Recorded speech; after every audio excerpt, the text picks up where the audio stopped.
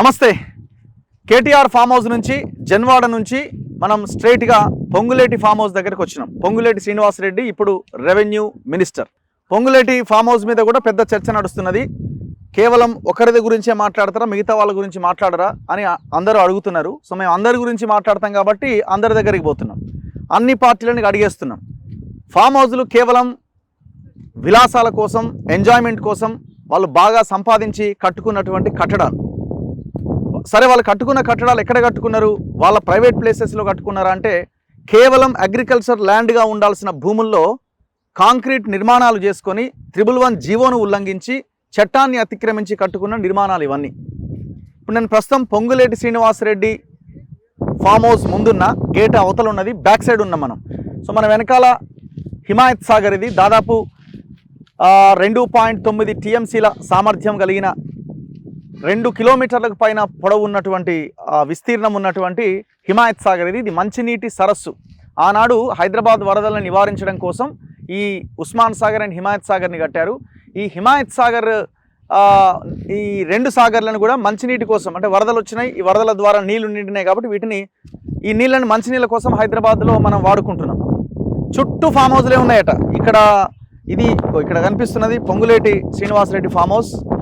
వాళ్ళ బ్రదర్ ఇద్దరు, ఎవరు? ప్రసాద్ పొంగులేటి శ్రీనివాసరెడ్డి అండ్ ప్రసాద్ రెడ్డి. మన ఖమ్మం టికెట్ ఆశించారు ఈయన. ఇది ఒకటి. అక్కడ మనకు కనిపిస్తున్న పెంకులు ఉన్నది కదా, అది కూడా ఒకటి అనమాట. బ్రదర్స్ ఇద్దరికి ఇందులో 2 నిర్మాణాలు చేసుకున్నారు వీళ్ళు. దాదాపు ఇది 10 ఎకరాలు. ఇప్పుడు నేనున్న ప్లేస్ వచ్చి సంధ్యా శ్రీనివాస్ అని, ఆయన సంధ్యా కన్స్ట్రక్షన్, సంధ్యా కన్వెన్షన్ అని ఆయనకు సంబంధించిన ల్యాండ్ ఇదంతా కూడా. సో మామిడి తోట ఇదంతా కూడా ఆయనదే అట. అసలు యాక్చువల్గా ఏంటంటే టోటల్ ఈ ల్యాండ్ అంతా కూడా జీవీకే వాళ్ళదట. దీంట్లో ఒక 30 ఎకరాలు ఆయన సైడ్కున్న 30 ఎకరాలను అమ్మేసిండు. అమ్మేసినందుకు ఈయన ఒక 10 ఎకరాలు కొన్నాడు, ఈయన కొంత కొన్నాడు, ఆయన కొంత కొన్నాడు. దీనికి కొంత అసుంట పోతే కేవీపీ రామచంద్రరావు ఫామ్ హౌస్ ఉంటుంది. ఇంకొంచెం అసుంట పోతే హరీష్ రావు ఫామ్ హౌస్ కూడా ఇక్కడే ఉందట, అజీజ్ నగర్ ఆ భాగంలో.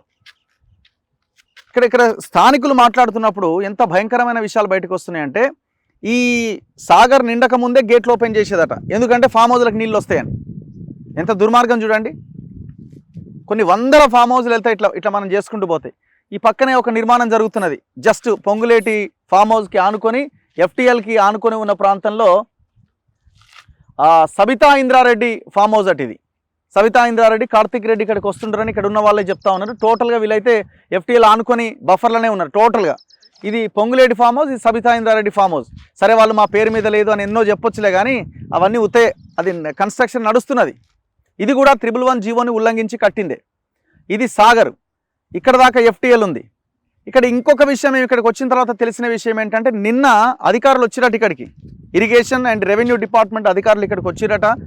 ఆ వీడియోల ఫోటోలు అయితే బయటికి రాలేదు. కేటీఆర్ది అక్కడ జరిగిన వ్యవహారం బయటకు వచ్చిందని ఇది రాలే, కానీ ఇక్కడ ఉన్న స్థానికులు చెప్తున్నారు. మనం నిలబడ్డ ఈ మట్టి అంతా వీళ్ళంతా ఇక్కడికి నెట్టేసిరు చూడండి. ఇక్కడ ఇటు సైడ్ ఈ మట్టి అంతా నెట్టేసి ఇక్కడ వరకు ఇది చేసిరు. ఎందుకు అని అంటే, ఇక్కడ వరకు లైన్ గీసిరట వాళ్ళు. అక్కడ మనకు కనిపిస్తున్నటువంటి ఆ లోపల వైట్ కలర్ది ఈ మెట్రో వాటర్ వర్క్స్ వాళ్ళు ఏర్పాటు చేసిన ఏదైతే ఆ పోల్ ఉన్నదో, ఆ పోల్ నుంచి ఇక్కడ వరకు ఒక 100 ఫీట్స్ అట. ఈ 100 ఫీట్ వరకు వీళ్ళు మార్కింగ్ చేసి పెట్టిరట. ఈ వార్త అయితే మనకి ఇప్పుడే మనం ఇక్కడికి వచ్చిన తర్వాత తెలుస్తున్నది. సో ఇది ఇక్కడున్న సిచ్యువేషన్. నా ముందు ఇన్నయ్య గారు కూడా ఉన్నారు, ఇద్దరం కలిసి మేము ఇక్కడికి వచ్చినాం. సో సార్ ఇంకా డీటెయిల్గా ఎక్స్ప్లెయిన్ చేశారు. సార్ నమస్తే. నమస్తే. ఏం కనిపిస్తున్నది? దాదాపు మనం వచ్చి గంటన్నర అవుతున్నది. అట్లా పడి నడుచుకుంటూ వచ్చినాం లోపలికి. మొత్తానికైతే ఈ ప్రాంతానికి మనం చేరుకున్నాం. సో ఇక్కడికి వచ్చిన తర్వాత మీరు అబ్జర్వ్ చేసిన విషయాలు ఏంటి?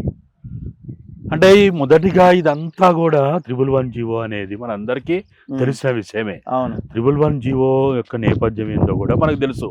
అవును. ఏది ఈ 2 తాగునీటి జలాశయాల యొక్క పరివాహక ప్రాంతాన్ని మొత్తంగా కూడా కాపాడడానికి, సంరక్షించడానికి, ఆ జలాశయాల్లోకి ఏ రకమైన పారిశుద్ధ్య జలాలు కానీ, పారిశుద్ధ్య సంబంధించినటువంటి ఏ రకమైన వ్యర్థ పదార్థాలు కూడా వాటికి దరిదాపుల్లో కూడా రాకుండా ఉండడానికి. ఎందుకంటే ఆనాడు కొన్ని దశాబ్దాల క్రితం ఈ హైదరాబాదు పుర ప్రజలకు అందరికి కూడా తాగునీటి సౌకర్యాన్ని అందించడానికి ఏర్పాటు చేసినటువంటి 2 ప్రాజెక్టులు ఇవి. మీరు ఇంతకుముందే చెప్పినట్టు ఇది దాదాపుగా నియర్లీ 2.9 అంటే 3 TMC, ఆల్మోస్ట్ 3 TMCల యొక్క సామర్థ్యంతో ఈ ఎప్పుడు కూడా హైదరాబాద్ వాసులకి తాగునీటి కొరత లేకుండా ఉండడానికి ఏర్పాటు చేసినటువంటి హిమాయత్ సాగర్ పరివాహక ప్రాంతం ఇది. ఇక్కడ ఏదైతే మనకు కనిపిస్తా ఉన్నదో ఇక్కడ ఫస్ట్ ఎప్పుడు కూడా చెరువు ఉంటుంది, చెరువు తర్వాత FTL ఉంటుంది, FTL తర్వాత బఫర్ ఉంటుంది. ఇది ఇంతకుముందే మనం గూగుల్ ద్వారా సేకరించిన సమాచారం ప్రకారము దాదాపుగా 550 ఎకరాల విస్తీర్ణంలో ఈ హిమాయత్ సాగర్ చెరువు ఉందనేది మనకి అర్థమవుతా ఉన్నది. ఏమైనా తప్పులుంటే మనం సవరించుకున్నాం, కానీ మనకి గూగుల్ ద్వారా అంటే ఇంటర్నెట్ ద్వారా మనకు అందినటువంటి సమాచారం ప్రకారము 550 ఎకరాల విస్తీర్ణంలో ఈ 3 TMCల యొక్క నీటి సామర్థ్యాన్ని నిల్వరించడానికి సుమారు ఎన్ని గేట్లు? దాదాపు 16 గేట్లు, 15 గేట్లు ఉన్నాయి. ఆ గేట్లతోటి ఏర్పాటు కాబట్టినటువంటి ఈ గండిపేట హిమాయత్ సాగర్ గా చెప్పబడుతున్నటువంటి ఈ మంచినీటి జలాశయం ఇది. అయితే ఇక్కడ మీరు ఇంతకుముందు చెప్పినట్టు ఇక్కడికి సరే అనేక టీవీ ఛానళ్ళు, యూట్యూబ్ ఛానళ్ళు అనేక మంది వచ్చి చేసినటువంటి పరిశోధనల ఫలితంగా, టెలికాస్ట్ అయిన ఫలితంగా ఎట్లా ఆయన రెవెన్యూ మంత్రి అయినటువంటి తేనభూషణ కత్తి పొంగులేటి శ్రీనివాసరెడ్డి ఆయన కూడా ఛాలెంజ్ చేసిన దాని మేరకు ఏందో కానీ పోలీసు యంత్రాంగం, ఇరిగేషన్ యంత్రాంగం, రెవెన్యూ వాళ్ళు అందరు కూడా ఇక్కడికి వచ్చి ఇక్కడ ఉన్నటువంటి దాన్ని అంతా కూడా చూసి ఇది మార్కెట్ ఇక్కడ వరకు ఉన్నటువంటి మట్టిని ఇటు నెట్టి అటు నెట్టి మొత్తానికైతే 100,000 కోట్ల అధిపతి అయినటువంటి హైదరాబాద్ ని మొత్తం నాశనం చేస్తున్నటువంటి సంధ్యా కన్వెన్షన్ సంబంధించినటువంటి వారి యొక్క చెప్తా ఉన్నారు. వాడైతే పోయి ఏకంగా అలా గోడ కట్టి ఆ చెరువులోనే కట్టాడు. అది FTL కూడా కాదు, చెరువే అది. మామిడి తోట పెట్టండి, వీడు అబ్బ సొత్తు అన్నట్టు అంతా ఇక్కడ మొత్తం ఆక్రమించి పడేసి ఇట్లా చేశారు. అయితే ఇప్పుడు పొంగులేటి గారు చెప్పాల్సింది ఒకటి, ఫస్ట్ ఇది చెరువు పరిధిలో ఉందా లేదా, FTL పరిధిలో ఉందా లేదా, నెక్స్ట్ బఫర్ లో ఉందా లేదా తేల్చాలి. మార్కింగ్ అన్నది ఇప్పుడు FTL ఈడిదాకనా లేకపోతే బఫర్ ఈడిదాకనా అన్నది అధికారులు తేల్చాలి. వాళ్ళు ఇక్కడ ఉన్న స్థానికులు చెప్పే ప్రకారము FTL ఇక్కడ వరకని, ఇక్కడ వరకని కూడా వాడు ఎట్లా చెప్తాడు, ఎవరిని తీసుకొచ్చేస్తావు, సివిల్ సొసైటీని ఇన్వాల్వ్ చేస్తావా, లేకపోతే ఇంకా ఈ ప్రాంతానికి చెందినటువంటి ప్రజల్ని ఏమైనా ఇన్వాల్వ్ చేస్తావా, వాడేదో వచ్చి ఏదో కొలతలు కొల్చి ఇక్కడికి FTL అక్కడికి బఫరు మీరు ఎట్లా చెప్తారు? ఇక్కడ చెప్పాల్సింది ఈ ప్రాంతంలో పుట్టి పెరిగి ఈ ప్రాంతంలో వ్యవసాయం చేసిన వాళ్ళు, ఈ ప్రాంతానికి ఈ ప్రాంతంలో ఉన్న సంపదని కాపాడిన వాళ్ళు కదా చెప్పాల్సింది. వాళ్ళు ఎవరు చెప్పడానికి? సరే అయింది, సరే మొత్తానికి మీరు వచ్చిండ్రు, ఇది FTL అన్నారు, అది బఫర్ అన్నారు, అది చెరువు అన్నారు, ఏదో జరిగింది. మనం అడుగుతుంది ఏంటంటే ఓ రెవెన్యూ మంత్రి తేనభూషణ కత్తి పొంగులేటి శ్రీనివాసరెడ్డి గారు ఇది 111 జీవోలో ఉందని అది స్పష్టంగా అందరు చెప్తున్నారు. ఇప్పుడు నా పాయింట్ ఏంటంటే ఇప్పుడు ఏమంటారు సింపుల్ గా, ఇప్పుడు వీళ్ళు మార్కింగ్ ఎందుకు వేసినారు, ఇది హైడ్రా పరిధిలోకి వస్తుందా రాదా అని వీళ్ళు తేల్చినట్టు కనిపిస్తున్నది. ఇప్పుడు రంగనాథ్ ఏమంటాడు, ఇది హైడ్రా పరిధిలోకి రాదు, 111 జీవో మాకు ఇంకా అది అలాట్ చేయలేదని ఇంకోటని చెప్తే మా పరిధిలోకి వస్తే మేము ఆలోచిస్తామని అంటారు. ఇప్పుడు అక్కడ మనం KTRది చూసినాం, అక్కడ ఏంటి డైరెక్ట్గా నాలా మీదనే గేట్ పెట్టిండు, లోపల కన్స్ట్రక్షన్ చేసిండు. అదొక ఇది. ఇప్పుడు దీని విషయానికి వస్తే ఇది బఫర్లో ఉంటే దీని కిందికి వస్తుంది. సో మీరు అంటుంది 111 జీవో ప్రకారం అయితే ఇది ఏకంగా అక్రమ కట్టడమే, దాంట్లో ఏం డౌట్. ఇప్పుడు కూడా FTL అయినా బఫర్ అయినా ఇప్పుడు స్థానికులు చెప్పే ప్రకారం ఏంది, మనం నిలబడ్డ దానికి కాడికి కొద్ది దూరంలోనే దాదాపుగా ఈ పోలు వరకు ఎండిపోయిన చెట్టు దాకా నీళ్ళు వస్తాయని అంటున్నారు. అది ఏది సాధారణ పరిస్థితుల్లో వస్తాయి, అది ఫుల్ ట్యాంక్ లెవెల్ కాదు. అది అక్కడి నుంచి అది కూడా ఏంది, అది కూడా సాధారణ పరిస్థితులలో నీళ్ళు వాడు అక్కడ గేట్లు తీయకపోతే ఇంకెక్కడ దాకా వస్తాయో నేను అనుకోవడం. ఇప్పుడు అక్కడ వరకు నీళ్ళు వస్తాయని అంటే నాకు తెలిసి FTL ఇదే అయి ఉంటుంది, ఇక్కడ వరకు దాకా ఉంటుంది ఇంకా.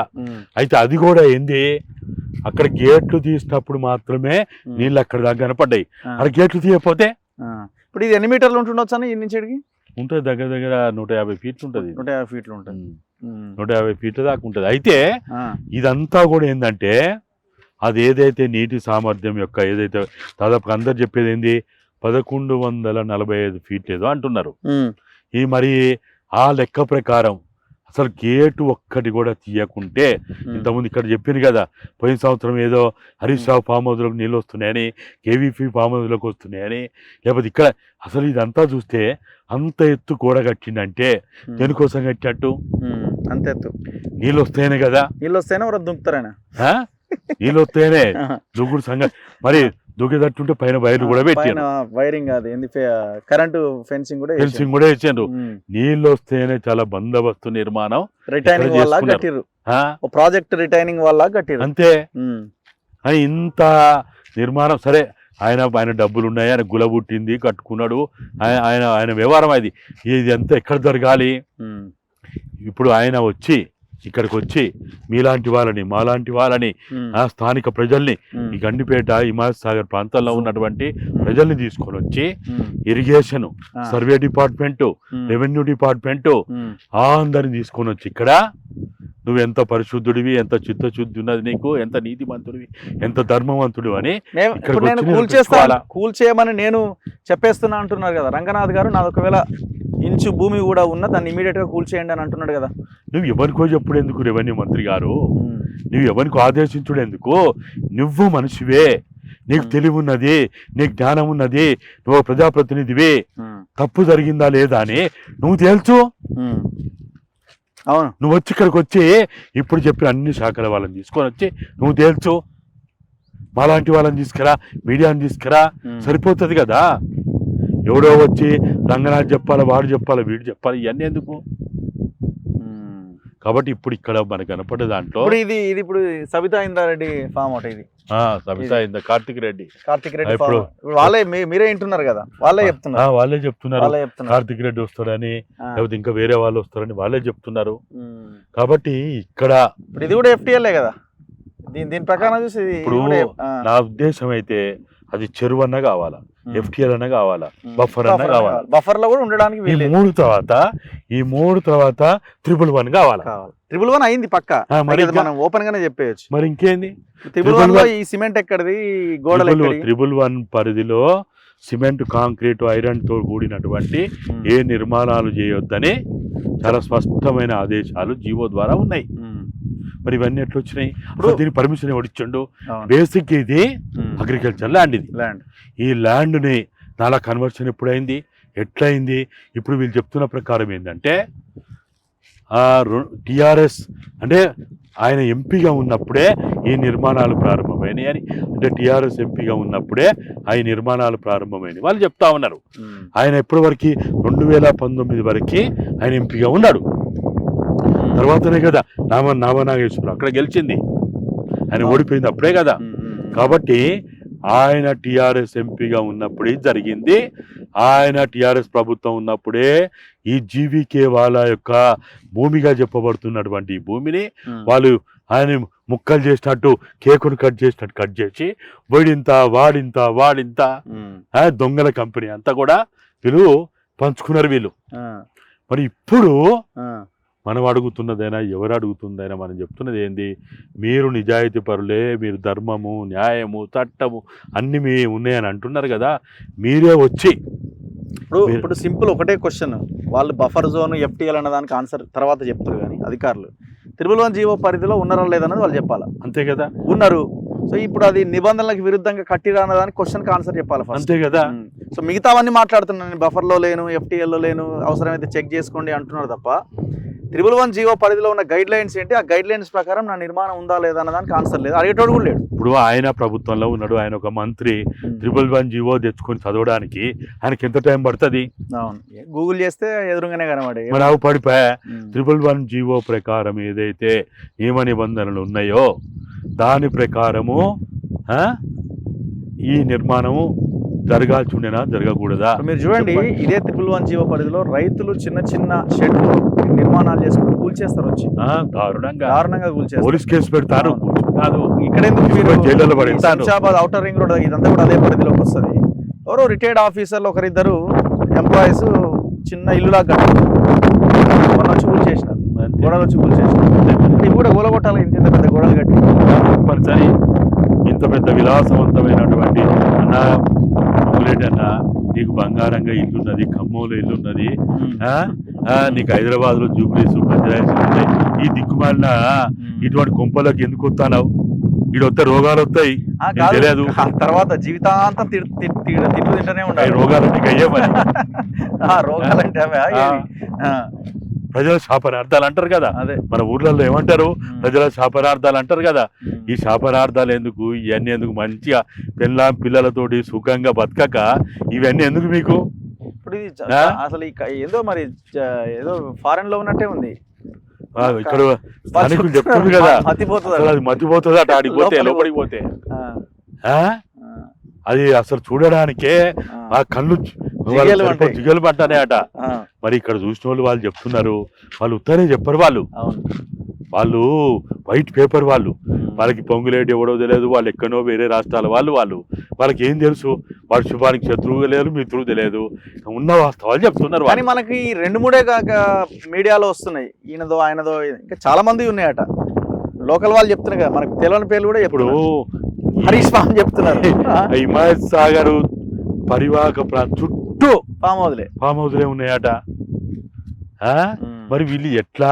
అసలు నాకు అనిపిస్తుంది, ఇందాక కూడా మీతో అన్న, తెలంగాణ తెచ్చుకున్న తర్వాతనే మనం ఎక్కువ నష్టపోయినామా? డౌట్ ఏముందల్లా, డౌట్ ఏముంది? ఇట్లా అనిపిస్తున్నది. ఇలాంటి వాళ్ళని తిరుగుతారు ఇప్పుడు జనం, మీరే కొట్లాడిందని. ఈ ఫామ్ హౌస్ లేంది, 100 ఎకరాలు బోవుడేంది, ఈ బంగ్లాలేంది, భవంతులేంది, ఇలా అంతా లంగా వ్యవహారాలు నడుస్తాయి అటు ఇక్కడ నడిచేయండి. అంత మనకు వాళ్ళు వీళ్ళు చెప్తుంటారు కదా, అసలు జరగకూడని మాట్లాడడానికి వీళ్ళని అన్ని ఇక్కడ జరుగుతాయట. రిలాక్సేషన్ కోసమే కదా ఇక్కడ వచ్చే దొంగల కంపెనీది. దొంగల కంపెనీ బోర్డు పెట్టాలి హిమాయత్ సాగర్ ఎంట్రన్స్ లో, ప్రవేశం దొంగల కంపెనీకి అని పెట్టాలి. అంతే. ఇంత అసలు ఇవన్నీ చూస్తుంటే చాలా కాదండి. ఇప్పుడు ఇది విలేజెస్ వాళ్ళు చాలా మందికి 1-2 ఎకరాల ప్లేస్ ఉంది అనుకోండి, నేను ఇల్లు కట్టుకోవాలని పర్మిషన్ ఇస్తారా? వాళ్ళు ఏదో అనుకుంటారు, పొలం దగ్గర ఇల్లు ఉంటే మంచిగా పోయి ఆడ ఉండొచ్చేవో అనుకున్న వాళ్ళకి పర్మిషన్ ఇస్తారా? వాని పట్టా భూమిలో కూడా ఇయ్యరు. వాళ్ళ తాతలు ముత్తాతలు వాళ్ళ 7 తరాలు అంటాం కదా, 7 తరాల నుంచి వచ్చినటువంటి భూమిలో కూడా 111 జీవో ప్రకారము ఇవ్వడానికి వీళ్ళు. ఇల్లు వాడే వాటర్ యూజ్ చేసేవి అంత ఎక్కడ పోవాలా? మళ్ళీ ఇళ్ళనే కలవాలి కదా వచ్చి. మరి ఈ ఫామ్ హౌస్ లో చుట్టుపక్కల ఉన్న అన్ని నీళ్లు, మురుగు నీళ్ళు వచ్చి ఇళ్ళనే కలవాలా? అనుమానమే లేదు, జీవో పెట్టింది అందుకోసం కదా. సో ఇది పొంగులేటి శ్రీనివాసరెడ్డి ఫామ్ హౌస్ దగ్గర ఉన్న పరిస్థితి. సో మనకు చాలా క్లియర్గా నేను ఇంతకుముందు చెప్పినట్టు, నిన్న అధికారులు ఇక్కడికి వచ్చినారట, ఇక్కడికి వచ్చి మార్కింగ్ చేసి ఇక్కడ ఉన్న మట్టిని తొలగించాలి బాబు అని ఒక 100 ఫీట్ల లోపలికి తొలగించారు. మరి ఇక్కడికి ఎఫ్టీఎల్లా, ఇక్కడికి బఫర్ జోనా? బఫర్ అయితే కనబడతలేదు ఇంకా, నాకు తెలిసి ఇంకా ముందుకు పోయే అవకాశాలు కనబడతా ఉన్నాయి. సో ఇమీడియట్గా లెక్క తేల్చాల్సిన అవసరం అయితే కనబడుతున్నది. అన్ని ఫామ్ హౌస్లు నిట్టనిలుగా కూల్చేయాలి. ఫస్ట్ మీరు హైదరాబాద్ను వదిలేసి ఫస్ట్ ఈ హిమాయత్ సాగర్, ఉస్మాన్ సాగర్ చుట్టుపక్కల ఉన్న ప్రతి లీడర్ కాంక్రీటు కట్టడాన్ని కూల్చేయాల్సిందే. ఇప్పుడు మీరు చూడండి, అక్కడ ఉన్నటువంటి స్టోను అక్కడ ఉంది, ఇక్కడ హైదరాబాద్ మెట్రో వాటర్ వాళ్ళు అక్కడ వేసిండ్రు, చెరువు అనే కదా, అక్కడ దాకా చెరువు, అక్కడ వరకే ఎవ్వరు కూడా ఎలాంటి నిర్మాణాలు కాదు కదా, అసలు ఆ దరిదాపులోకి రావద్దనే కదా పెట్టింది. ఇప్పుడు ఇక్కడ ఫెన్సింగ్ వేసి అన్నారు, ఎందుకు వేసిండ్రు? హైదరాబాద్ మెట్రో వాటర్ వర్క్స్ వాళ్ళు ఏదైతే ఆ పిల్లర్లు అక్కడ ఒకటి ఏర్పాటు చేసిందో, అంటే అక్కడ వరకు చెరువు కదా, అక్కడ నుంచి ఎఫ్టీఎల్ పోతుంది, బఫర్ పోతుంది, ఎన్నో ఉంటాయి కదా ఇంకా. రైట్ అన్న, thank you very much. So ఇది పొంగులేటి శ్రీనివాసరెడ్డి ఫామ్ హౌస్ దగ్గర సిచ్యువేషన్. సో ఇక్కడికి వచ్చిన తర్వాత నాకు అనిపిస్తున్నది ఏంటంటే, ఇంకా చాలా ఫామ్ హౌస్లు మనం తిరగాల్సి ఉన్నదని. హరీష్ ఫామ్ హౌస్ ఉన్నది, పట్నం మహేందర్ రెడ్డి ఫామ్ హౌస్ ఉన్నది, కేవీపీ ఫామ్ హౌస్ ఉన్నది, ఇట్లా చాలా ఫామ్ హౌస్లు ఉన్నాయి. ఒక ఆయన చెప్తున్నాడు, ఇక్కడ రైతు గేట్లు ముందే ఓపెన్ చేసిరాడండి, ఈ చెరువు నిండకం, ఈ సాగర్ నిండకం ముందే. ఎందుకు ఓపెన్ చేసిరంటే అందరు భయపడ్డారు, మేము ఎడమునిగి చచ్చిపోతామని లీడర్లు అంతా, ఫామ్ హౌస్లోకి నీళ్ళు వస్తే మేము చచ్చిపోతామేమో అని ముందే గేట్లు ఓపెన్ చేసిరాడు లాస్ట్ ఇయర్. అంటే ఈ మరి నీళ్ళు ఎక్కడి నుంచి రావాలి, జనం మరి నీళ్ళు ఎట్లా పోవాలి, ఇట్లనే పోవాలి హైదరాబాద్కి. మరి జనానికి తాగునీళ్ళు ఉండవు కదా అంటే, సస్సు వచ్చిరు మాకున్నాయి కదా నీళ్ళు. ఇది లీడర్ల యొక్క ఆలోచన. వాళ్ళ ఇప్పుడు మాట్లాడే ప్రతి ఒక్క లీడరు ఇక్కడ ఫామ్ హౌస్లు ఉన్నవాడే. వీడు వీని మీద ఇదే తిట్టుకోవడం సరిపోతుంది తప్ప వాళ్ళ కింద ఉన్న దాన్ని మాత్రం చూసుకుంటలేరు. తేల్చాల్సిందే, అన్నీ గూల్చాల్సిందే. కెమెరామెన్ పాషాతో రఘు, మన తొలి వెలుగు.